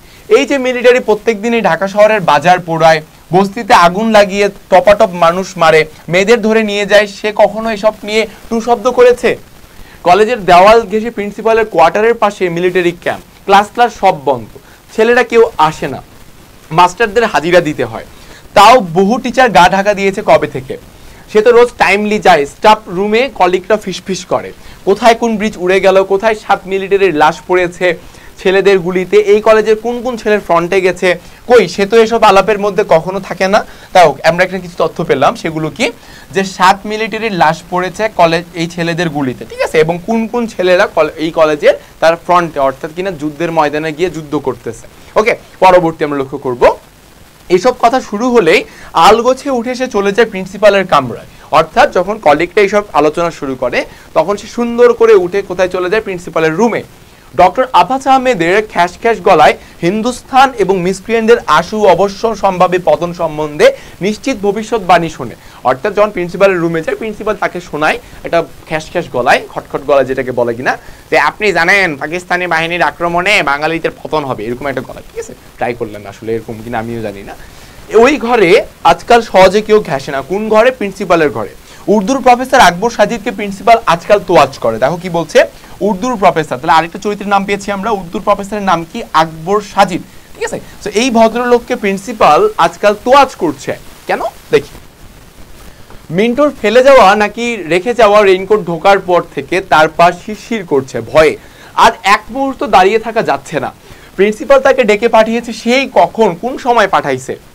রাস্তায় একটা রিক্সা নেই, সাধারণত স্বাভাবিক বৃষ্টি, আর বৃষ্টি হওয়ার পরে কিন্তু রিক্সাওয়ালাদের আসলে ঈদ চলে আসে। ঠিক আছে, ওরা যাই বলবে 30 টাকা ভাড়া, 60 টাকার ভাড়া, 150 টাকা, যাই বলবে তাই কিন্তু মানতে হয়। ওকে, তার রিক্সার পড়াও সে করছে না। রেইনকোটটার ভেতরে হাঁটতে হাঁটতে বাস স্ট্যান্ড যেতে তার অসুবিধা হবে না। তাহলে কোথায় যাবে ভাইয়া? সে হাঁটতে হাঁটতে চলে যাবে বাস স্ট্যান্ডে বাসের জন্য। ওকে, রেইনকোটের উপর বৃষ্টি পড়ছে অবিরাম, কি মজা, তার গায়ে লাগে না একটি ফোঁটা। সে খুব মজা পাচ্ছে যে বৃষ্টি পড়তেছে কিন্তু আমার শরীরে লাগছে না একটা ফোঁটাও। টুপির বারান্দা পেয়ে পানি গড়িয়ে পড়লে কয়েক ফোঁটা সে চেটে দেখে। তাহলে কি বলছে দেখো, টুপির বারান্দা, অর্থাৎ সে কিন্তু একটা সুন্দর করে উপমা দিয়ে একটা বিশ্লেষণ করলো যে টুপির বারান্দা, টুপির অগ্রভাগে সামনের ভাগে বৃষ্টির পানি গড়িয়ে পড়ছে, সেই গড়িয়ে পড়া পানি সে একটু চেখে দেখলো, টেস্ট করলো। ঠিক 5-7 নয়, টুপির তেজ কি পানি তো লাগলো নাকি। দেখো কি বলছে, যে ঠিক 5-7 নয়। ঠিক আছে, তো টুপির যে টেস্টটা রয়েছে, রেইনকোটের যে একটা আলাদা একটা ভাইব আছে, তো আলাদা ভাইবটা কি পানি তো লাগলো কিনা এই জিজ্ঞাসা করছে। ওকে, পরবর্তীতে আমরা চলে যাব। তাকে কি মিলিটারির মতো দেখাচ্ছে? তাকে কি আদৌ মিলিটারির মতো দেখাচ্ছে, পাকিস্তানি হানাদার বাহিনীর মতো? পাঞ্জাব আর্টিলারি, না বালুচ রেজিমেন্ট, না কমান্ডো ফোর্স, নাকি প্যারামিলিটারি, না মিলিটারি পুলিশ? ওদের তো এক এক গোষ্ঠীর এক এক নাম, এক এক সুরত। আচ্ছা এই যে দেখো পাঞ্জাব আর্টিলারি কিংবা বালুচ রেজিমেন্ট না কমান্ডো ফোর্স নাকি প্যারামিলিটারি নাকি মিলিটারি পুলিশ, এগুলো হচ্ছে সেনাবাহিনীর বিভিন্ন শ্রেণীভাগ বা বিভিন্ন গ্রুপ, ঠিক আছে, তাদের কথা এখানে বলছে। ওদের তো এক এক গোষ্ঠীর এক এক নাম এক এক সুরত, অর্থাৎ এক একটা পোশাক এক একটা নাম। তার রেইনকোটে তাকে কি নতুন কোনো বাহিনীর লোক বলে মনে হচ্ছে হোক, সে বেশ হনহন করে হাঁটে। শেষ হেমন্তের বৃষ্টিতে বেশ শীত শীত শীত ভাব, অবশ্যই যেটা আমি বর্তমানের কথা বললাম। কিন্তু রেইনকোটের ভিতরে কি সুন্দর ওম, অর্থাৎ ওম মানে কি? ওম মানে হলো ভাইয়া গরম বা উষ্ণতা। হ্যাঁ, যে রেইনকোটের ভিতরে কিন্তু স্বাভাবিক আমাদের একটু গরম লাগে। মিন্টুটা এই রেইনকোট রেখে গিয়ে কি যে ভালোই করেছে, এতক্ষণ ধরে গালিগালাজ করলো নিজের শ্যালককে যে এই কেন রেখে গিয়ে, তার রেইনকোটটা কেন আমি পরবো। যখন পড়লো, মানে বাঙালি তো পরেই আসলে রেজাল্টটা পায় খুশি হয়, তো পাওয়ার পর নিজে কি খুব খুশি হচ্ছে যে না ঠিক আছে ভালো কাজ করছে। ওকে, পরবর্তী চলে যাই। বাস স্ট্যান্ডে পৌঁছে বাসের জন্য তাকে তাকাতে হয় উত্তরেই। তাহলে কোন দিকে তাকাতে হবে? উত্তর দিকে যখন তাকাবে সে বাসের জন্য, তাহলে সে বাস বুঝবে আসছে। মিলিটারি লরির লেজটাও দেখা যাচ্ছে না, অর্থাৎ মিলিটারির কোনো দূর দূরান্তে খোঁজ খবর নেই।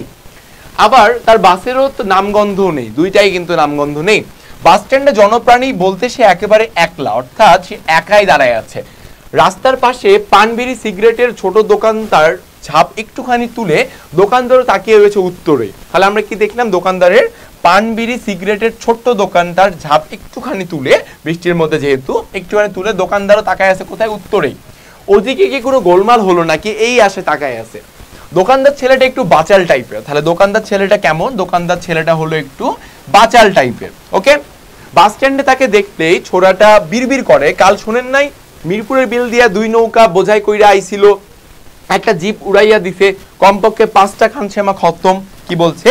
যে মিরপুরের বিল দিয়ে 2 নৌকা বোঝাই করে কারা আসছিল ভাইয়া? মুক্তিযোদ্ধারা আসছিল। এবং এই মুক্তিযোদ্ধারা একটা কি করেছে? জিপকে উড়াই দিতেছে, এবং সেই জিপকে উড়ানোর জন্য কমপক্ষে 5টা খানসেমা, অর্থাৎ 5টা পাকিস্তানি হানাদার বাহিনীর সৈন্য মারা গিয়েছে। বিবিসি কইছে, কে কইছে? বিবিসি কইছে রংপুর দিনাজপুর হাফের বেশি জায়গা স্বাধীন। কোন কোন জায়গা? উত্তরবঙ্গের কথা বলছে। রংপুর দিনাজপুরের অর্ধেকের চেয়েও বেশি জায়গা স্বাধীন। এর মধ্যেই ছিপছিপে বৃষ্টিতে লালচে আভা তুলে এসে পড়লো লাল রঙের স্টেট বাস। তাহলে কোন বাস এসেছে?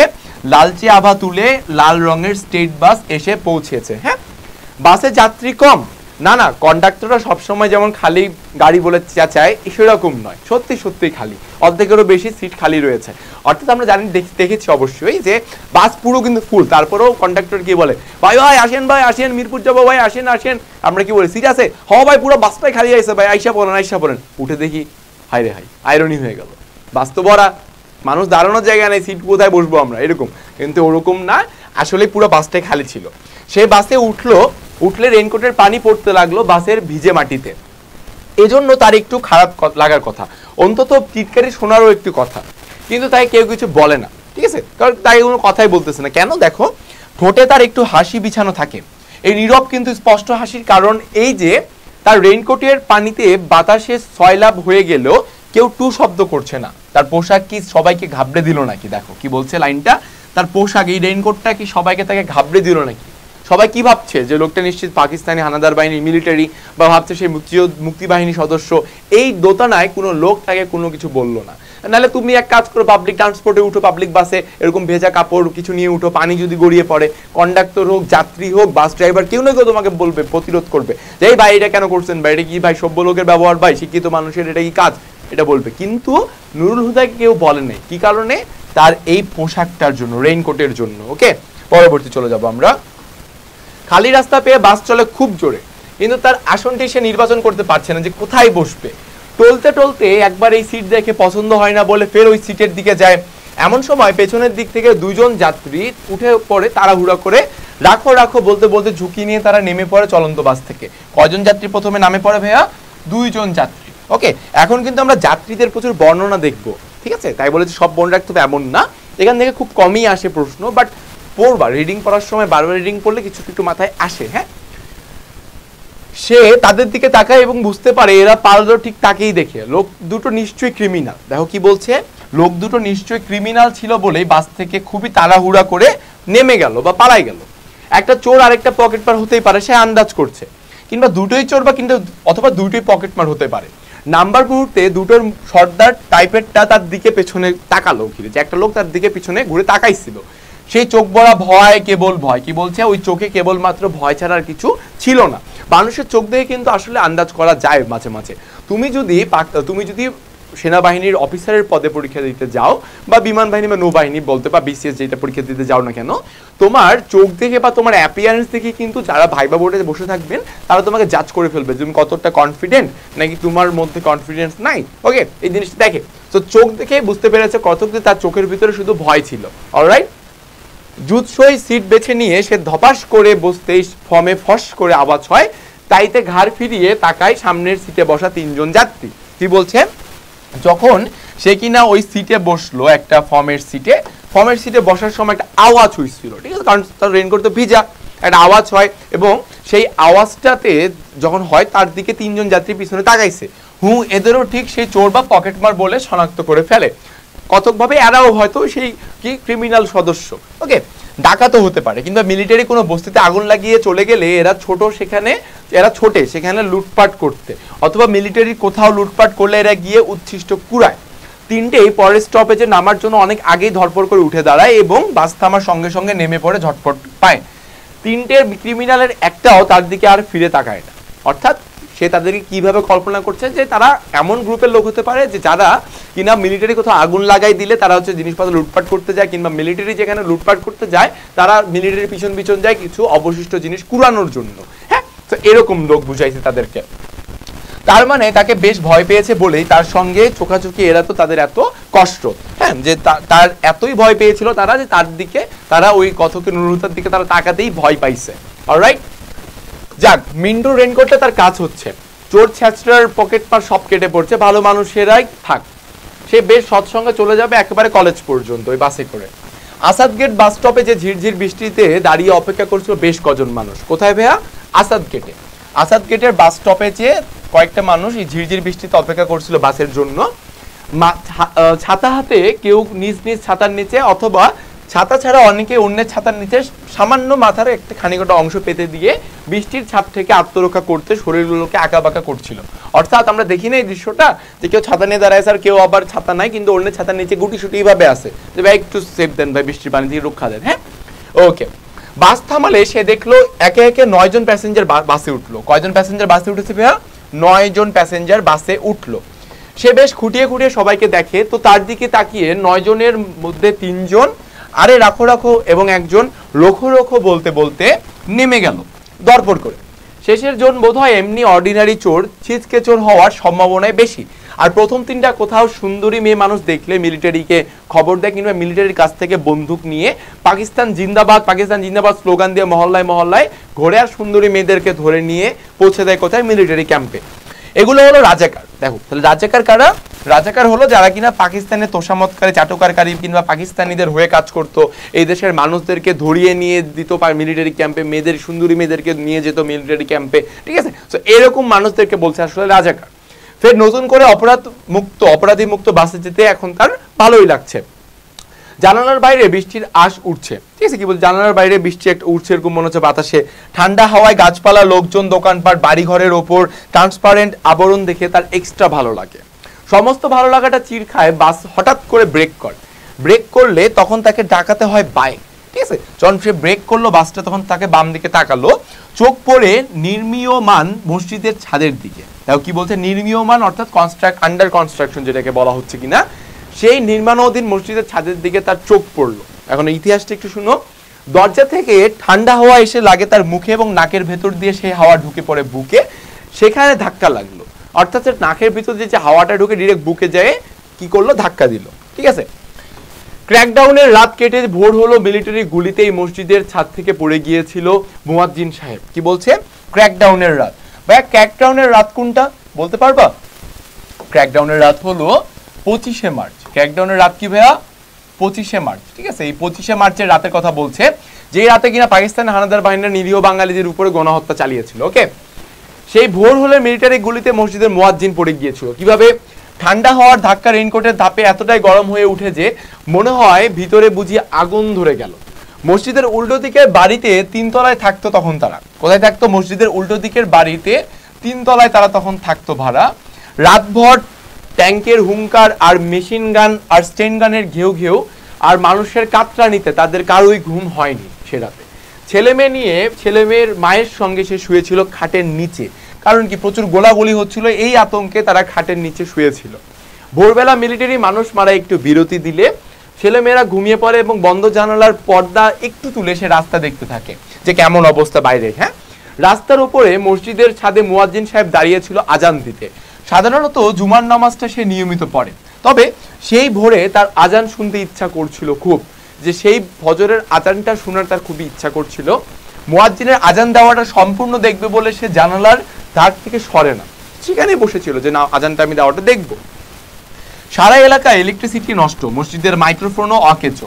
মুয়াজ্জিন সাহেব গমগমে গলায় যতটা পারে জোরে দিয়ে বলে উঠে আল্লাহু আকবার। দ্বিতীয়বার আল্লাহর মহত্ব ঘোষণা করার সুযোগ তার আর মেলেনি। এর আগে সম্পূর্ণ অন্যরকম ধ্বনি করে লোকটা পড়ে যায় রাস্তার উপর। সেদিন সকালে বৃষ্টি ছিল না, আজ বৃষ্টির সকালে মিলিটারি কি ওই দৃশ্যের পুনর্গঠনের পায়তারা করেছে বা করছে? এখন তো কোনো নামাজের ওয়াক্ত নেই, তবে আজান দেওয়াবে কি করে? এরা বোধহয় যে কোনো সময়কেই নামাজের ওয়াক্ত ঘোষণা করে নতুন হুকুম জারি করেছে। দেখো একটা বিষয়, যে পাকিস্তানে হানাদার বাহিনীরা তারা কি ধর্মে ইসলাম ধর্মে বিশ্বাসী ছিল, মুসলিম ছিল, তাই না? তো এই মুসলমানরাও তারা এই যে একজন মুয়াজ্জিন আল্লাহর তাআলার ডাক মানে আল্লাহু আকবার বলছে, এবার আজান দিচ্ছে, হ্যাঁ, তো এই কাজটাও তাকে করতে দেয় নাই। তারা ধর্মের দোহাই দিত সব সময় যে তোমরা মুসলিম, আমরা এক হয়ে থাকি, দুই পাকিস্তান, আমরা একসাথে থাকি, আলাদা না হই। কেন? কারণ তোমরাও মুসলিম, আমরাও মুসলিম। তো এই যে মুসলিম ধর্মের দোহাই দিত, সেই ধর্মের দোহাইটা কই গেল যখন কিনা একজন মুয়াজ্জিন আল্লাহ তাআলার ডাক দিচ্ছিল, আল্লাহ তাআলাকে ডাকছিল, সেই অবস্থায় প্রথমবার আল্লাহু আকবার বলার পরেও দ্বিতীয়বার আল্লাহর মহত্ব ঘোষণা করার সুযোগটা সে পেল না। এতটা নির্মম, এতটা তারা অত্যাচার করতো, এতটা তারা পশুত্ব বরণ করেছিল, জানোয়ার হয়ে গিয়েছিল, যার বিনিময়ে এত মানুষকে তারা হত্যা করেছিল সেই ক্র্যাকডাউনের রাতে এবং পরবর্তী দীর্ঘ 9 মাস যদি বলি। ঠিক আছে, তো দেখো এই কথাটাই কিন্তু এখানে বলেছে। হ্যাঁ, মিলিটারি এখন যাবতীয় গাড়ি থামাচ্ছে, গাড়ির প্যাসেঞ্জারদের নামিয়ে দাঁড় করিয়ে দেয় রাস্তার ধারে। আরেক দল মিলিটারি স্টেন গান তাক করিয়ে রেখেছে এই মানুষের শাড়ির উপর। অন্য একটি দল ফের ওইসব লোকের জামা কাপড়, শরীরের গোপন জায়গাগুলো তল্লাশি করছে, মানে এক কথায় সিকিউরিটি চেক, যে তল্লাশি যেটাকে বলে, চেক করছে, হ্যাঁ, যে কারো কিছু হাতে কিছু আছে কিনা বা কেউ মিসক্রিয়েন্ট কিনা, অর্থাৎ মুক্তিযোদ্ধা কিনা। মিলিটারি যাদের পছন্দ করছে তাদের ঠেলে দিচ্ছে পেছনে দাঁড়ানো একটা লরির দিকে। ভাইয়া এই লাইনটা কিন্তু খুবই ইম্পর্টেন্ট এবং আমিও ব্যক্তিগতভাবে পরীক্ষা এমসিকিউটা পেয়েছিলাম, যে মিলিটারি যাদের পছন্দ করছে তাদের ঠেলে দিচ্ছে কোন দিকে? একটা লরির দিকে। ওকে, এইটা চলে আসছে, কোন দিকে ঠেলে দিচ্ছে? একটা লরির দিকে। তাদের বাসটিতে এসে উঠলো লম্বা খুব ফর্সা একটা মিলিটারি, অর্থাৎ লম্বা পাকিস্তানিদের আসলে তোমরা শারীরিক গঠন দেখবা, তার নাক লম্বা হয়, ফর্সা হয়, দেখতে মাশাআল্লাহ সুন্দর। ওকে, স্যার খুব ফর্সা মিলিটারি আসে। এখন বাসের ভিতর কোনো আওয়াজ নাই, যাত্রীদের বুকের টিপ টিপ শব্দ নিরাপত্তার সুযোগকে বাড়ে এবং এটাই তার মাথায় বাজে দ্রাম দ্রাম করে, যে একদম পিন ড্রপ সাইলেন্ট যেটিকে বলে। বারান্দাওয়ালা টুপির নিচে শব্দের ঘোষায় ঘোষায় আগুন জ্বলে এবং তার হলকা বেরোয় তার চোখ দিয়ে। তবে একটু নড়ে বসলে মাথার ও বুকের ধ্বনি নিয়ন্ত্রণ আসে এবং এসবকে পরোয়া না করে সে সরাসরি তাকালো মিলিটারির মুখের দিকে। অর্থাৎ তার মনের মতো নানা রকম প্রশ্ন উঠছিল, নানা রকম কি প্যানিক উঠছিল। ঠিক আছে, সেও নানানভাবে চিন্তিত ছিল, উৎকণ্ঠিত ছিল যে কি করে না করে।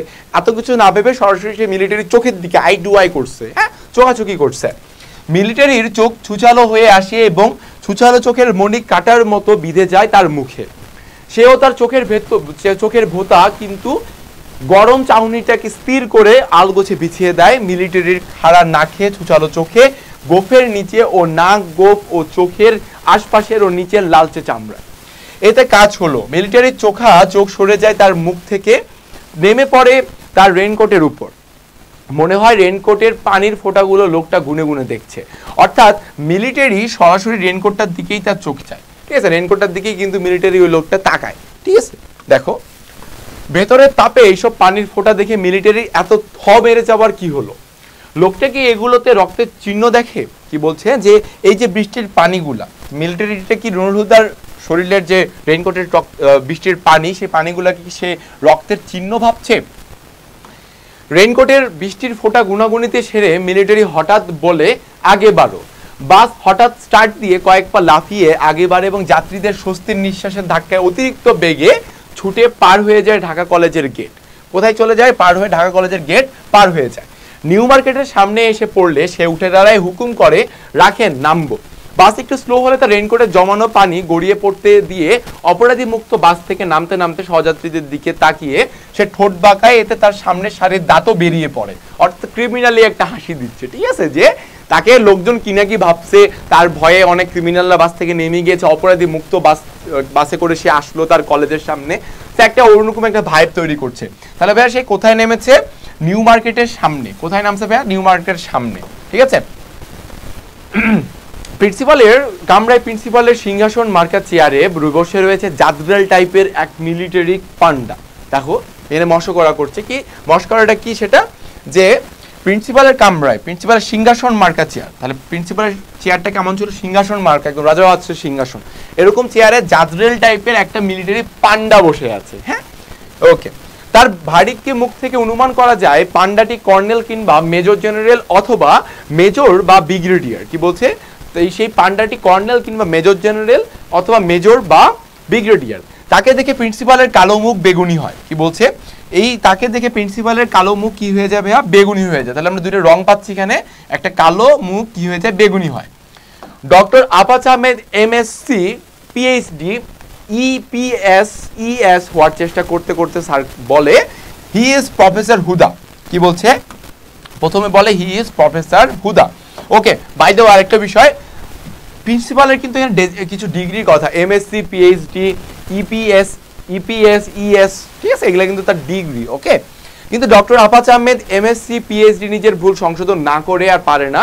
Sorry, he is not a professor, A lecturer in chemistry. তাহলে নুরুল হুদা কোন বিষয়ের লেকচারার ছিলেন?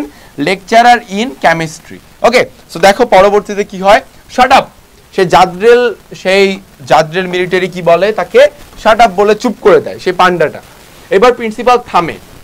তাকে এবং আব্দুল সাত্তার মৃধাকে নিয়ে মিলিটারি জিপে তোলার আগে জাদরেল কর্নেল না ব্রিগেডিয়ার প্রিন্সিপালকে কড়া গলায় বলে, সেনাবাহিনীকে নিয়ে মজা করার শায়েরি করা খুব বড় অপরাধ। এবার তাকে ছেড়ে দেওয়া হলো, তবে কড়া ওয়াজে রাখা হবে। উর্দুর প্রফেসর আকবর সাজিদের দোহাই পেরে প্রিন্সিপালের সুবিধা হয় না। কি বলছে? উর্দুর প্রফেসর আকবর সাজিদের দোহাই পেরে, অর্থাৎ প্রিন্সিপাল কিনা আকবর সাজিদের কি পক্ষে কথা বলতো, ঠিক আছে। সো এই জিনিসটা করে প্রিন্সিপালের আর সুবিধা হইল না।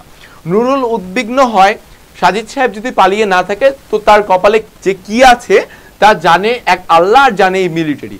অর্থাৎ উর্দুর প্রফেসর আকবর সাজিদ সে কি করতো? মিলিটারিকে নিয়ে শায়েরি করতো, মজা করতো। সো মিলিটারি এই জন্য প্রচুর খেপে গিয়েছিল, তার মধ্যে অনেক রাগ হয়েছিল, ঠিক আছে। পরবর্তী আমরা দেখি, তাদের দুজনের চোখ বেঁধে দেওয়া হয়েছিল, জিপ চলছিল এঁকে বেঁকে। মস্ত উঁচু একটা ঘরে তাদের এনে ফেলা হলো। চোখ খুলে দিলে সে আব্দুল সাত্তার মৃধাকে দেখতে পায় না। জায়গাটাও সে একেবারে অচেনা। একটা ডেক চেয়ারে সে যে কতক্ষণ বসে থাকলো তার কোনো হিসাব নেই। তার সামনে একটা চেয়ার এসে বসলো এক মিলিটারি, অর্থাৎ একটা রুম, বড় রুম, তাকে জিজ্ঞাসাবাদ করা হবে। একটা যে চেয়ারে নুরুল হুদা বসেছিল তার সামনে চেয়ারে এক মিলিটারি অফিসার বা এক মিলিটারি সৈন্য এসে বসলো। তাকে ইংরেজিতে নানান প্রশ্ন করে। কিসে প্রশ্ন করে? কোন ভাষায় ভাইয়া? ইংরেজিতে। স্বাভাবিক, কারণ সে তো উর্দু বলতে পারবে না, কারণ সে বাঙালি। সে জবাব দেয়। লোকটা চলে গেলে তাকে অন্য ঘরে নিয়ে ফের একটা লোক এসে তাকে প্রশ্ন করে, সে জবাব দেয়। প্রশ্নগুলো প্রায় একই রকম এবং তার উত্তরেরও কোনো হেরফের হয় না। দেখো কতটা টেকনিক, যে একটা রুমে একজন মানুষ এসে একটা প্রশ্ন করলো, সে উত্তর দিল, পরবর্তী কিছুক্ষণ পরে আবার অন্য একটা রুমে নিয়ে গিয়ে আরেকটা মানুষ আসলো, একই টাইপের প্রশ্ন করলো, দেখার জন্য যে তার উত্তরে কোনো তফাৎ আসে কিনা। তো নুরুল হুদা ওই প্রশ্নগুলোর উত্তর প্রায় একই রকমই দিয়েছিল, তেমন কোনো পার্থক্য ছিল না উত্তরে। প্রশ্নগুলো, আচ্ছা এটা আমি দেখলাম, যেমন কিছুদিন আগে তাদের কলেজে কয়েকটা লোহার আলমারি কেনা হয়েছে। কি কেনা হয়েছিল? কয়েকটা লোহার আলমারি। ওকে, তো লোহার আলমারিগুলো ওগুলো বয়ে এনেছিল কারা? এটা প্রশ্ন। তো উত্তর কি দিয়েছে?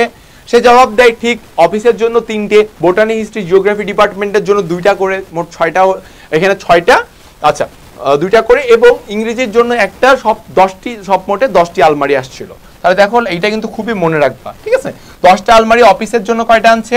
অফিসের জন্য 3টা, বোটানি, হিস্ট্রি, জিওগ্রাফি ডিপার্টমেন্টের জন্য 2টা করে আলমারি আনছিল, এবং ইংরেজির জন্য একটা আলমারি আনছিল। সর্বমোট কয়টা আনছিল ভাইয়া? সর্বমোট 10টা আলমারি কলেজে নিয়ে আসা হয়েছে। এত কথা বলার দরকার নেই তার, ওই আলমারিগুলো নিয়ে আসা হয় কয়েকটা ঠেলা গাড়িতে। ঠেলা গাড়িওয়ালাগুলোদের তো সে ভালো করেই চেনে। পাকিস্তানি মিলিটারিরা এই কথাটা তাকে বলছে যে ঠেলা গাড়িতে করে নিয়ে আসছে। হ্যাঁ, সো ঠেলা গাড়ি আলাগুলোকে তাকে অবশ্যই ভালো মতো চিনে নুরুল হুদা। নুরুল হুদা জবাব দেয় তাদের সে চিনবে কোত্থেকে, তারা হলো কুলি, সে একজন লেকচারার। এখন নুরুল হুদা বলতেছে যে তারা তো কুলি আর তিনি একজন লেকচারার, তো তিনি তাদেরকে কেমন করে চিনবেন? তাহলে সে তাদের সঙ্গে এত কথা বলছিল কেন? প্রিন্সিপালের আদেশে সে আলমারিগুলোর স্টিলের পাতের ঘনত্ব, দেরাজার সংখ্যা, আকার, তালাচাবির মান, রঙের মান প্রভৃতি পরীক্ষা করে দেখছিল, তার দায়িত্ব ছিল। অর্থাৎ প্রিন্সিপাল তাকে দায়িত্ব দিয়েছিল যে নুরুল হুদা সাহেব যখন আলমারিগুলো আসবে আপনি সবগুলো আলমারির স্টিলের পাতের ঘনত্ব, দেরাজের মানে দরজার সংখ্যা, আকার আকৃতি, তালাচাবির মান সবগুলো আপনি তলব করে দেখবেন, তদারকি করে দেখবেন। সেটাই তিনি করছিলেন। মিলিটারি শান্ত গলায় তথ্য সরবরাহ করার ভঙ্গিতে বলে মিসক্রিয়েন্টরা কলেজে ঢুকেছিল কুলির বেশে, এটা তার চেয়ে আর ভালো কে জানবে। তারা আজ ধরা পড়ে নুরুল হুদার নাম বলেছে। দেখছো মানে কতটা ভাবে ব্রেন ওয়াশ করে, মানে বলছে যে আজকে মিসক্রিয়েন্টরা ধরা পড়ে নুরুল হুদার নামই বলেছে। তাদের সঙ্গে তার যোগাযোগ নিয়মিত, সে গ্যাংয়ের একজন সক্রিয় সদস্য। কি বলেছে যে মিসক্রিয়েন্টরা নাকি বলছেন মিলিটারিকে যে নুরুল হুদা আমাদের সাথে নিয়মিত যোগাযোগ করে এবং তিনি আমাদের গ্রুপের একজন সক্রিয় সদস্য। আমার নাম সত্যি বলেছে, আমার নাম বলেছে। নুরুল হুদার হঠাৎ চিৎকারে মিলিটারি বিরক্ত হয় না, বরং মজা পায়, উৎসাহ পায় যে হ্যাঁ এই যে দেখো সে কি বলির বকরা বানাচ্ছে, মানে কি যে ওই আসামি ফাঁদে আসতেছে, তাকে উৎসাহিত করছে, তাকে প্যানিক করে দিচ্ছে যে হ্যাঁ তোমার নাম বলছে, আপনার নাম তো বলছে মিসক্রিয়েন্টরা, তার মানে আপনি কি তাদের সহযোগী, আপনি কি তাদের গ্রুপের সদস্য। শোনার পর হঠাৎ করে নুরুল হুদা বলল কি বলেন আমার নাম বলছে, একদম পুরো উৎসাহিত হয়ে গিয়েছে, একটা প্যানিক মুভমেন্ট। ঠিক আছে, এইটা দেখে মিলিটারিরা কি রাগ করে না, আরো উৎসাহিত হয় যে না ঠিক আছে কাজে আসতেছে। হ্যাঁ, তো দেখো কি বলছে, উৎসাহিত মিলিটারি কুলিরা ছিল ছদ্মবেশী মিসক্রিয়েন্ট। কি বলছে যে কুলিরা যারা আসছিল তারা ছিল ছদ্মবেশী মিসক্রিয়েন্ট, অর্থাৎ মুক্তিযোদ্ধারা।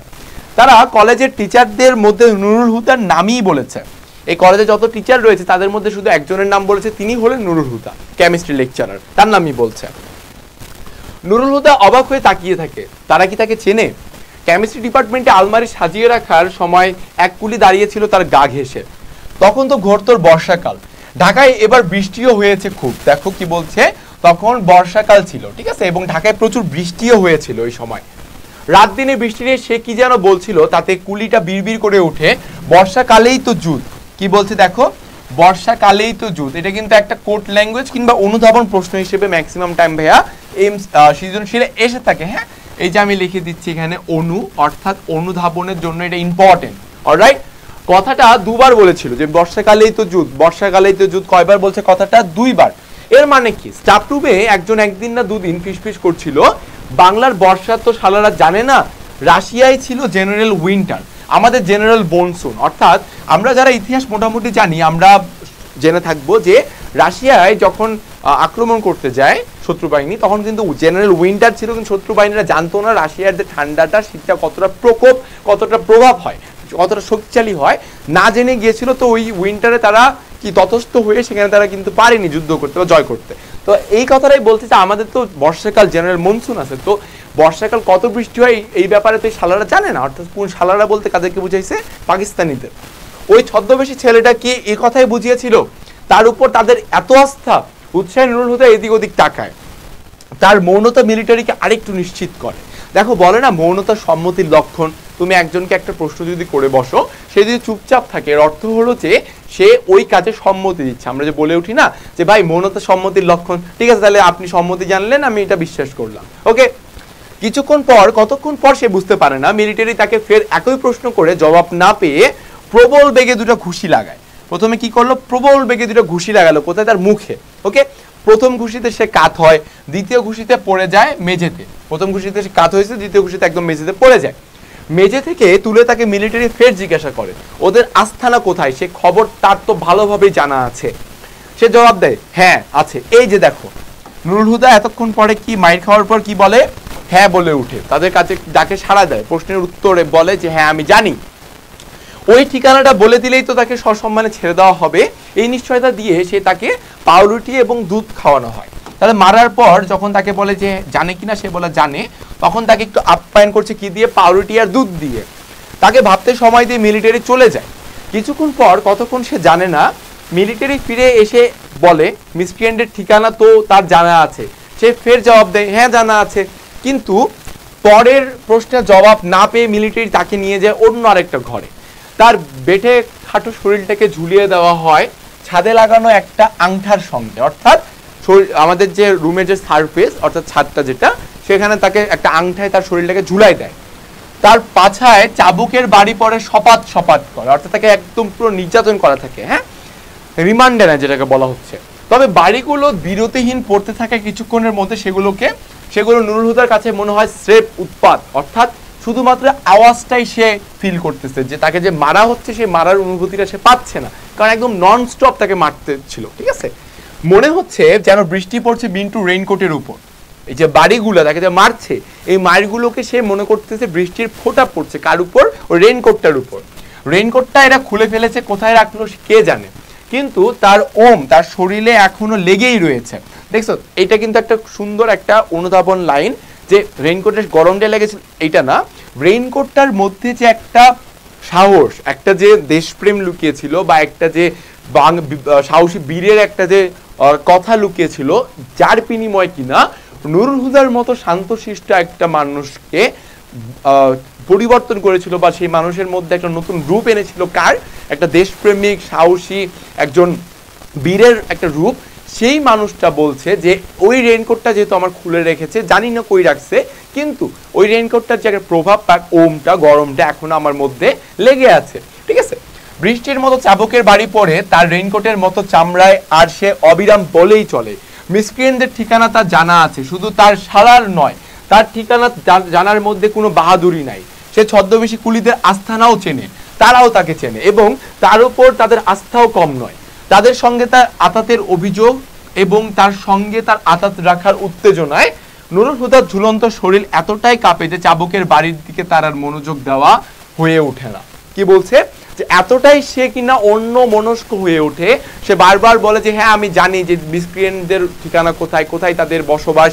এগুলো বলার পরে সে কি করছে, নুরুল হুদা ওই যে তাকে যে ননস্টপ মেরে যাচ্ছে তার বাড়িগুলো, কখনো মনেই হচ্ছে না তাকে মারছে কেউ।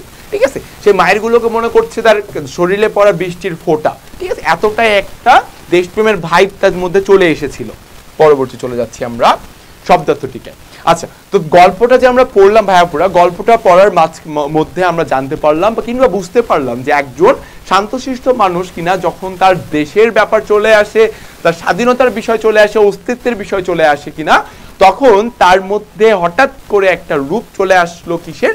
দেশপ্রেমের। একজন বীরের একটা বেশ চলে আসলো, কিংবা চলে আসলো একজন দেশপ্রেমিকের। সেই জিনিসটি আমরা এখানে লক্ষ্য করেছি। ঠিক আছে, শব্দার্থটিকায় চলে যাব। জেনারেল স্টেটমেন্ট, সাধারণ বিবৃতি। শুরুতেই বলেছি তোমাদের স্পেসিফিক ক্লাসিফিকেশন, অর্থাৎ সুনির্দিষ্ট শ্রেণীকরণ। তলব কিয়া আবি জানা হোগা, ওকে, তার মানে তলব করেছেন এখনই যেতে হবে। मिसक्रिएंट लोग इलेक्ट्रिक ट्रांसफार्मर तोड़ दिया और वापस जाने का टाइम प्रिंसिपल साहब का कोठी में ग्रेनेड फेंका। अच्छा, ওই যে কথাটাই বাংলা এখানে বলছে উর্দুতে, যে মিসক্রিয়েন্টরা ইলেকট্রিক ট্রান্সফরমার উড়িয়ে দিয়েছিল, আবার ফিরে আসার সময় কি করছে, প্রিন্সিপাল সাহেবের বাড়িতে গ্রেনেড মেরেছিল, গেট ভেঙে দিয়েছে। হ্যাঁ, ক্যাসে মানে কি, কিভাবে, কেমনে, যেটা বললাম ও আপনি কহ सकता है, এটা তো আপনিই বলতে পারেন। আচ্ছা, মিসক্রিয়েন্ট মানে কি দেখো, খুবই ইম্পর্টেন্ট, এটা তোমাদের অনুধাবনে কিংবা জ্ঞানমূলকে চলে আসার মতো একটা প্রশ্ন। দুষ্কৃতিকারী। বাংলাদেশের মুক্তিযুদ্ধের সময় পাকিস্তান সরকার ও তার সেনাবাহিনী শব্দটি বাংলাদেশের মুক্তিযোদ্ধাদের হেয় প্রতিপন্ন করার জন্য ব্যবহার করেছে। অর্থাৎ তারা কিন্তু সবসময় বলতো যে দেশের শত্রু মুক্তিযোদ্ধা, এটা বলতো। কারণ মুক্তিযোদ্ধারা তো পাকিস্তানি বাহিনীদেরকে হত্যা করতো কি জন্য? স্বাধীনতার জন্য। পাকিস্তানি বাহিনীরা বলতো বাংলার মানুষকে যে এরা দেশের শত্রু, এরা দেশকে ভালোভাবে রাখতে চায় না, ঠিক আছে, এরা দেশকে আলাদা করতে চায়, এটা বুঝাইতো। আব্দুল সাত্তার মির্জা কা ঘর জানা হোগা আপনি আইয়ে, কি বলছে দেখো, যে আব্দুল সাত্তার মির্জার বাসায় যেতে হবে, আপনি এখনই আসুন। কর্নেল সাহেব এরই মধ্যে চলে এসেছেন, সব প্রফেসরদের ডেকেছেন, তাড়াতাড়ি আসুন। ওই উর্দুটার বাংলা আমরা এখানে দেখতে পাচ্ছি। পরবর্তী চলে যাব, ওয়েল্ডিং ওয়ার্কশপ, এটার মানে কি ভাইয়া? ঝালাই কারখানা। আচ্ছা, সাবভার্সিভ অ্যাক্টিভিটিস অর্থ কি? রাষ্ট্রবিরোধী কর্মকাণ্ড। মুক্তিযোদ্ধাদের তৎপরতা থেকে পাকিস্তান সরকার তাদের সমর্থকরা 71 সালে এভাবে অভিহিত করতো, যে মাত্র যেটা তোমাদের বলতাম, ঠিক আছে, যে বলতো তারা দেশের শত্রু, তারা রাষ্ট্রবিরোধী কাজ করছে। ক্র্যাকডাউনের রাত কোনটা?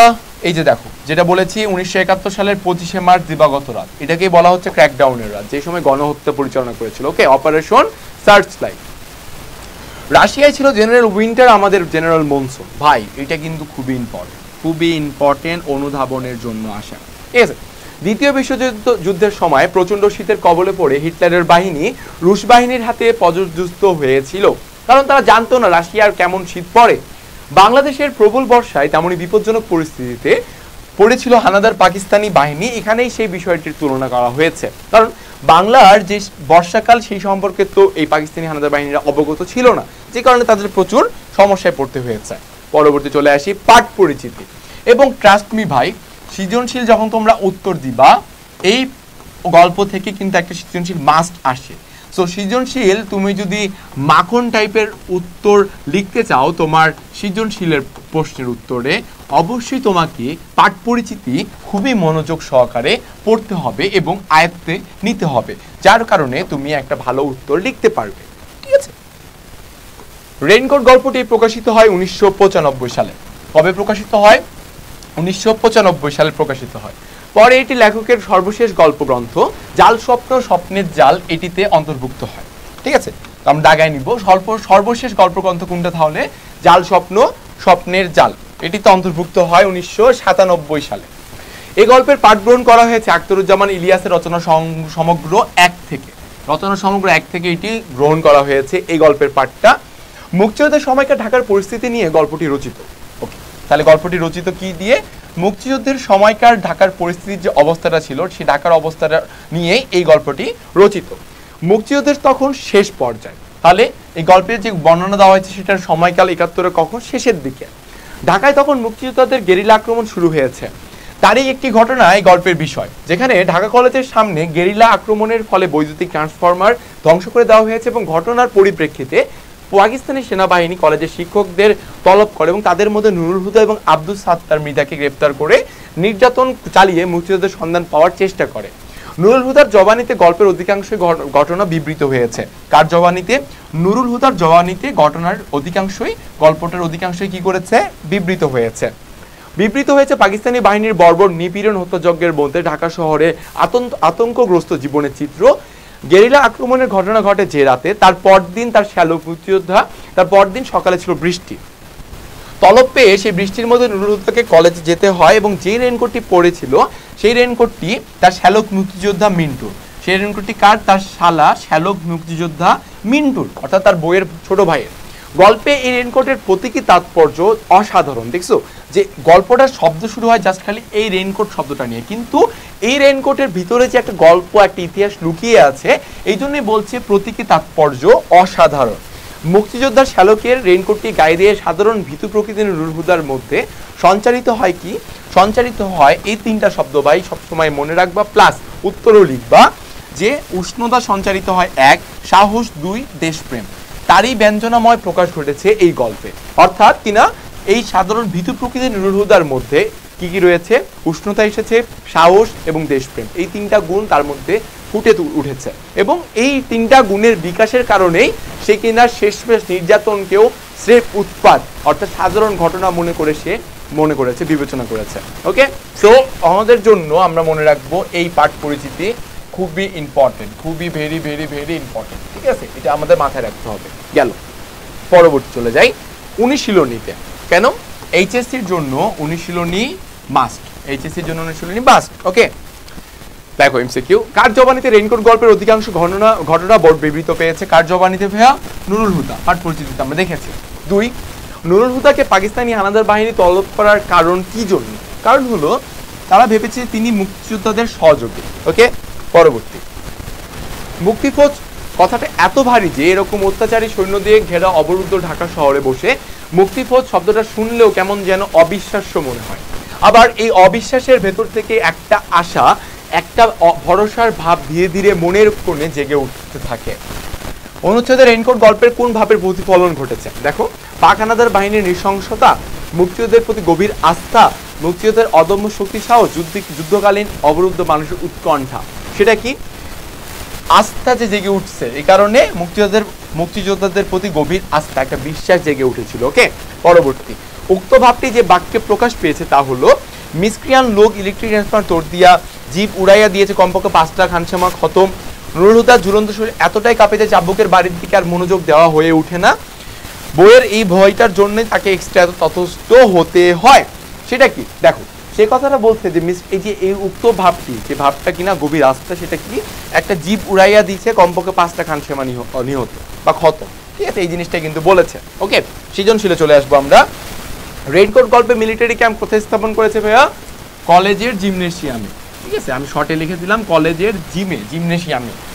দেশে একটা কলেজ শহীদ মিনার অক্ষত নয় কেন, নেই কেন? কারণ মুক্তিযোদ্ধা প্রিন্সিপাল ডক্টর আফাজ আহমেদ তিনি কি বলতেন, এই পাকিস্তানি বাহিনীদের এই যে পাক যে সাপ শরীরটা, তাদের গলার কাটা হচ্ছে শহীদ মিনার।